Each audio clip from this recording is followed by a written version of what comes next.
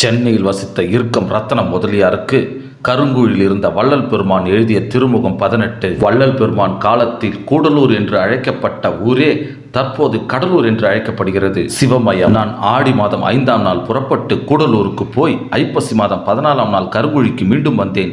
வரினும் இன்னும் 20 தினத்தில் வடமேற்கே ஒரு ஊருக்கு போய் அங்கிருந்து திருவொற்றியூருக்கு வருவதாக நிச்சயித்திருக்கிறேன். நான் வடமேற்கே போக கருதிய ஊருக்கு போய் அவ்விடத்தை முடிக்க வேண்டிய காரியத்தை முடித்துக்கொண்டு அங்கிருந்து புறப்படுவதற்கு சுமார் 3 மாதம் பிடிக்கும் போல் தோன்றுகிறது. ஆதலால் தாம் தேகம் முதலிய கருவிகளை செவ்வ நிறுத்தி நடத்த வேண்டும் என்று எழுதுவது தவிர வேறொன்றும் எழுதுவது அவசியமாக தோன்றவில்லை. நமது சிவபெருமான் திருவடிகளையும் சிவ பஞ்சாச்சரியையும் இடைவிடாமல் தியானம் செய்து வர வேண்டும் என்பது ஒன்றே முக்கியம் என்று தமது குறிப்பில் காணப்பட்டது. அகலில் குறித்தேன் இல்லை, சாக்கிரதையோடு இருக்க வேண்டும். திருவேங்கட முதலியார் முதலானவர்களுக்கும் என் வந்தனம் குறிப்பிக்க வேண்டும். சிரஞ்சீவி சிரஞ்சீவி. இங்கனம் சிதம்பரம் ராமலிங்கம். ஐப்பசி 23.